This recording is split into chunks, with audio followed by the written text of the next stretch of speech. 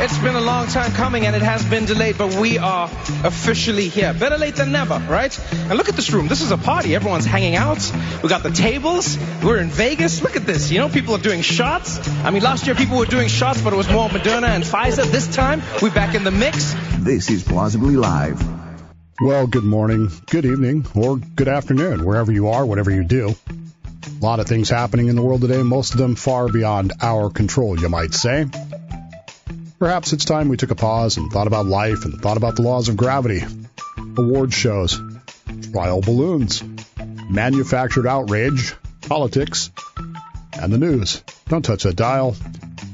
Try to hear me out for a little while. I love the morning after major awards shows. Sounds like a strange thing to say.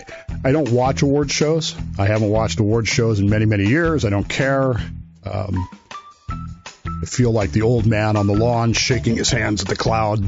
Today's music is just, well, crap.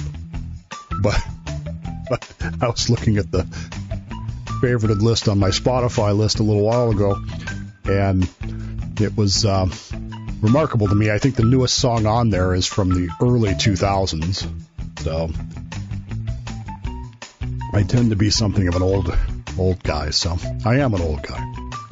But I love the morning after the award shows. Doesn't matter if it's the Grammys, the Oscars, Tonys, whatever. Because the morning after the show is when I find out what I'm supposed to be outraged about. That's when I find out. In most cases, I've not even heard of whatever it is that I'm supposed to be outraged about until the morning after the show when I find out I'm supposed to be mad about it.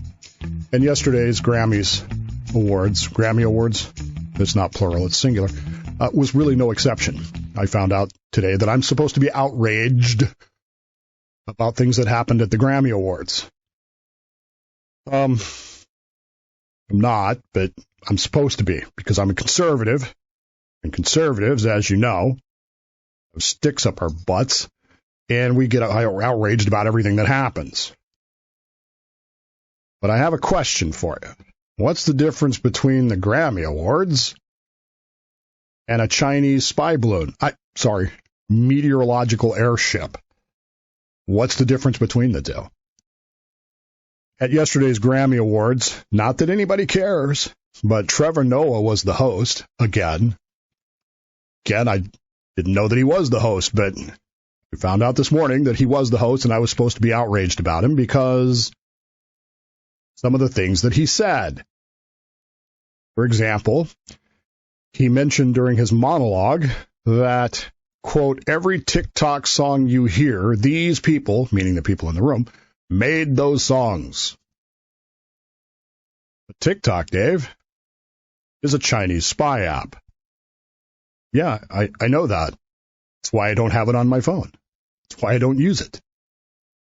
At one point, people were frustrated with Trevor Noah's quote-unquote corny behavior, and Twitter was full of responses, somebody please take the microphone away from him. And while you're not supposed to be necessarily upset about Trevor Noah, it was clear that his act is running thin. I had a conversation this week with some folks about comedians who aren't actually funny, but people think that they are. And we now refer to those people as the Dane Cook of something. So you have the Dane Cook of NFL announcers. You have the Dane Cook of Grammy hosts. You know, people that everybody thinks is funny, but nobody can figure out why. And when you really analyze it, they're not actually funny. The second thing I'm supposed to be outraged about in the Grammy Awards was Harry Styles. Now, again, my knowledge of Harry Styles is limited to the supermarket checkout aisle where I see dozens of magazines about Harry Styles. I don't know who he is. I don't know what he does. Until this morning, I didn't know that he was a singer. I just thought he was famous for being famous. I'm sorry. I'm not trying to be flippant here. But my orbital world doesn't pass through Harry Styles' comet tail. He's literally no one to me. For the record, if you had asked me before this morning what Harry Styles was famous for, I would have said he was a model because he's on all these magazines at the supermarket, Harry Styles style. Anyway, it turns out he's a singer, and he won a Grammy. And during his acceptance speech, he said, quote, "This doesn't happen to people like me," unquote. Well, first off, Harry, it happens to people like you all the time because Grammy Awards are given to singers who are popular, not necessarily good, and can honestly say I've never heard a single note of Harry Styles' music. But the bottom line is, he said this, and for those of you who are not keeping up and you wonder, well, what could be outrageous about that, Dave? What am I supposed to be outraged over that for? Harry Styles is, how do I say this politely? Oh, yeah, white. Good-looking white. White privileged, might even say. And so by saying, quote, "This doesn't happen to people like me," unquote, the outrage mob, the woke outrage mob, is having a field day this morning with Harry Styles, who no doubt by now, because it's almost 9 a.m., has issued Pacific time, has issued I'm sure he has issued a retraction, an explanation of what he meant, clarification statement, because clearly he did not mean to insult, people who don't have white privilege. So there you go. Then we get to the real controversy of the day. Now look, until this morning, I'd never heard of Sam Smith or Petrus. I have no idea who these people are. None. But today I am supposed to be outraged. Outraged.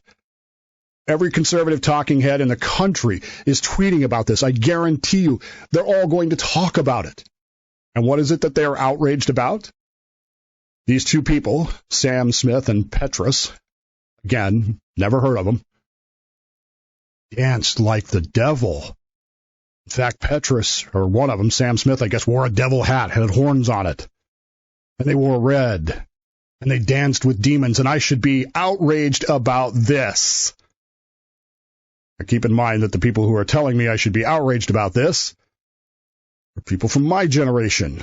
And I happen to be a huge fan of the Rolling Stones. If you were to ask me, Dave, what's your favorite Rolling Stones tune? Hesitate to tell you. I really do, because it's Sympathy for the Devil. I think it's a fantastic song. I think it's so well written. I think it makes references to history, and it's just really good. But man, it's about the devil. You shouldn't be listening to that. It's devil music, they would say. So I'm supposed to be outraged about Sam Smith and Petrus. And of course, the big thing is Petrus is apparently transgender. Didn't know that either. And was asked by Sam Smith to give the acceptance speech for the Grammys. The first transgender to give a speech. Here's the thing.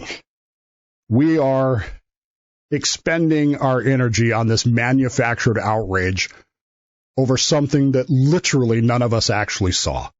Okay, maybe a few of you watched it. I don't know why. Maybe you're bored. Maybe you got nothing else to do. Maybe you're married to someone who likes these things. I don't know. But I guarantee you the vast majority of the people who are outraged about it this morning didn't even see it. Why are we expending our energy on this? Why are we outraged about something we don't care about? And I know what you're going to tell me. Because, Dave, it's the culture war. They're normalizing this shit. Why aren't we expending our energy on other things? My news this morning is full of news about Turkey and Syria and the earthquake. Fentanyl. Fentanyl now. I'm blown away by this fentanyl story, and I need to talk about it more, but now we have candy camouflaged fentanyl to try to trick kids into taking fentanyl. I had a long conversation with Rod about this off air a few days ago. I don't get the fentanyl thing, but we can return to that at some point. Or the Grammys. Lots of stories about the Grammys this morning. A week ago, not even a week ago, I mean, today's Monday.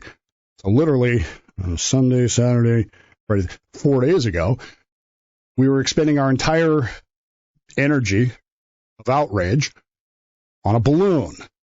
It's spying on us, we said. Yeah, it is. We said, as we turned to our Alexa and said,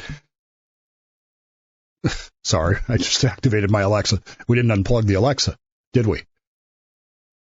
The Grammys and the balloon are literally the same thing. Do you understand that?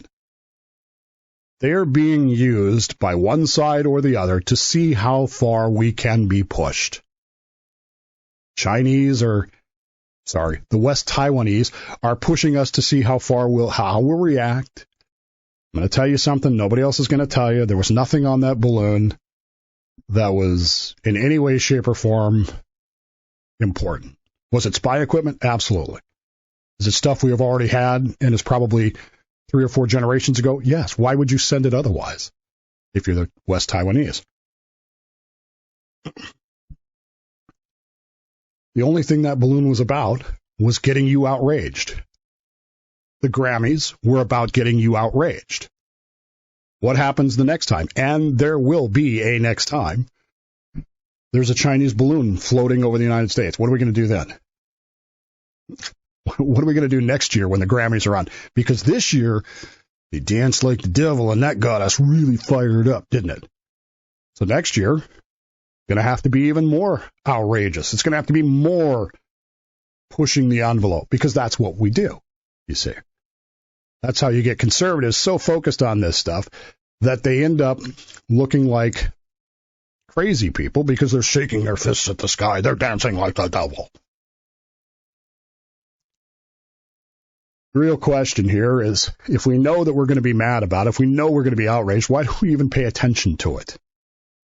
Why do we even care? Sam Smith is nothing to me.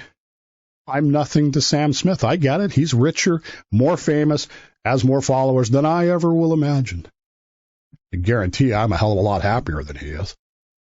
Why do we even pay any attention to these people? Just like the balloon.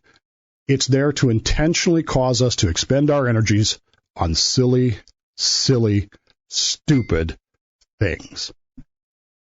You can mark my words. Carve it in stone. If the song Unholy being danced to last night, which you didn't see, but you've all heard all about this morning from every conservative talking head in the country, telling you must be outraged, has you spun up so tight that everywhere you look, you're just seeing red. I guarantee you next year's show will spin you up even more. Just like the next West Taiwanese spy balloon that floats over the country will spin you up even more. Get you to expend your energy on that. Get you to react to that. In the meantime, what are we not expending our energies on?